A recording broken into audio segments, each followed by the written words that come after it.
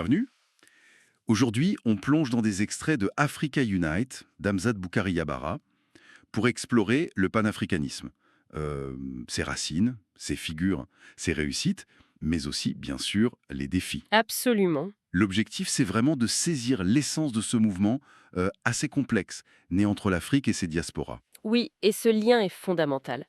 Il s'est forgé, il faut le dire, dans la tragédie de la traite transatlantique. Hmm, Comme le dit très bien l'historien Elikiam Bokolo, l'identité des diasporas est liée à l'Afrique. Et l'Afrique, de son côté, ne peut ignorer ni sa contribution mondiale, ni ses responsabilités vis-à-vis de ces diasporas. C'est vraiment le point de départ. d'accord.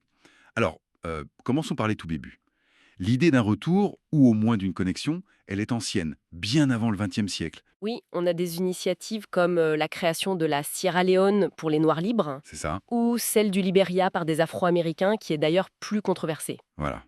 Mais l'organisation politique, elle prend vraiment forme au tournant du XXe siècle. On pense à qui? Au WEB Dubois, ses congrès panafricains, Tout à fait. et puis Marcus Garvey avec son mouvement de masse, l'UNIA. Déjà là, on voit deux approches assez différentes émerger. C'est ça, et c'est une tension clé en fait. Garvey, avec son fameux slogan «L'Afrique aux Africains», son appel à la fierté noire, il s'inspirait beaucoup de l'éthiopianisme, cette idée de l'Afrique comme terre de rédemption. Mhm. Et ça a eu un impact populaire immense. Dubois, lui, c'était différent. Il misait plutôt sur une élite intellectuelle, le fameux Talented Tenth, pour guider l'émancipation. Une approche qui a été critiquée d'ailleurs. Oui, vu par certains, comme l'historien Carter Woodson, comme potentiellement élitiste, déconnecté des masses. Donc déjà, la question se pose.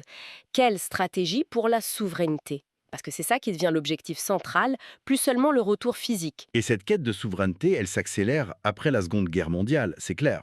Le Congrès panafricain de Manchester en Ah 1945, oui, un moment charnière, hein. avec Georges Padmore et puis un certain Kwame Nkrumah, là, on sent un changement. Fini le gradualisme, on exige l'indépendance immédiate. Et c'est intéressant parce qu'il s'appuie, de façon un peu ironique, sur les idéaux de la charte de l'Atlantique. Que les Alliés n'appliquaient pas vraiment aux colonies. Exactement. Et l'indépendance du Ghana, en 57, portée par Nkrumah, devient ce symbole hyper puissant pour tout le continent. Oui, avec sa fameuse phrase «L'indépendance du Ghana n'est rien si elle n'est pas reliée à la libération totale de l'Afrique». Hmm. Ça pose une ambition énorme. Énorme. Mais cette vision très unitaire, elle va vite se confronter aux réalités politiques du terrain. Et ce qui nous amène logiquement à la création de l'Organisation de l'Unité africaine, l'UA, en 1963. C'était un compromis, n'est-ce pas? Un gros compromis. Oui, un compromis majeur entre ceux qui voulaient une fédération rapide, les radicaux comme Nkrumah, le groupe de Casablanca, Mhm. et ceux qui préféraient une approche plus graduelle, centrée sur la souveraineté de chaque État, les modérés du groupe de Monrovia. Et ce compromis a eu des conséquences. Ah oui, des conséquences durables. Ce principe de non-ingérence dans les affaires intérieures, inscrit noir sur blanc dans la charte de l'UA, Sacro-saint. Voilà. Il a souvent paralysé l'organisation face à des crises. Walter Rodney, plus tard, parlera même de pseudo-panafricanisme, au service des nouvelles élites post-indépendance. et il y a aussi la question économique qui se pose très vite. Bien sûr, la fragilité économique. L'exemple du Ghana est frappant, hein. Malgré l'indépendance politique, le pays reste totalement dépendant des cours mondiaux du cacao. Ça montre bien les limites de cette souveraineté fraîchement acquise. Mais le panafricanisme, ce n'est pas que de la politique au sommet, loin de là. Il y a eu une effervescence culturelle, intellectuelle. Essentiel. Je pense à la revue Présence africaine, à Paris. Ah oui, présence africaine, un phare, un carrefour intellectuel incroyable qui a permis des débats fondamentaux. On pense aux travaux de Cheikh Anta Diop sur les racines africaines de l'Égypte ancienne, Qui ont bousculé pas mal de choses. Ken aux enjeux du continent. Et la musique, n'oublions pas la musique. Impossible de l'oublier. Des artistes comme Bob Marley, Myriam Makeba, des véritables ambassadeurs culturels mondiaux du panafricanisme. C'est vrai. Pourtant, malgré tout ça, les succès, cette vitalité, euh, les défis restent énormes. Le néocolonialisme, par exemple. Le néocolonialisme, la crise de la dette dans les années 80, Ah oui. et puis les fameux plans d'ajustement structurel imposés par le FMI, la Banque mondiale, des catastrophes sociales dans beaucoup de pays. Des coupes drastiques dans les services publics. Exactement. Et face à ça, on a eu des voix fortes qui se sont élevées. Thomas Sankara au Burkina Faso, Bien sûr, Sankara. qui dénonçait cette dette odieuse, qui appelait un front uni africain, qui prenait l'autosuffisance, consommons ce que nous produisons.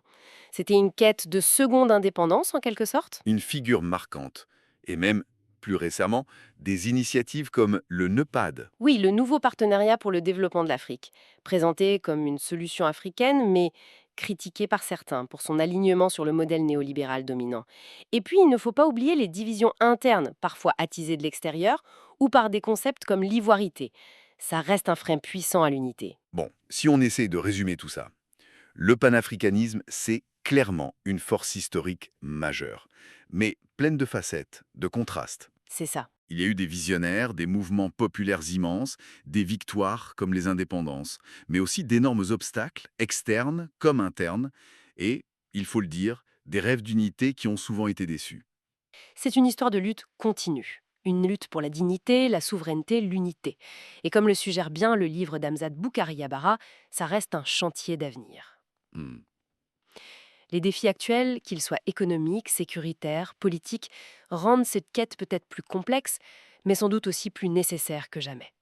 Il s'agit toujours de briser les frontières sur les cartes, mais aussi celles dans les esprits. Et peut-être pour conclure une question qui reste ouverte, une réflexion, si l'unité politique formelle, les fameux États-Unis d'Afrique, semble encore lointaine, quelle forme pourrait prendre aujourd'hui une solidarité panafricaine qui soit concrète, dynamique?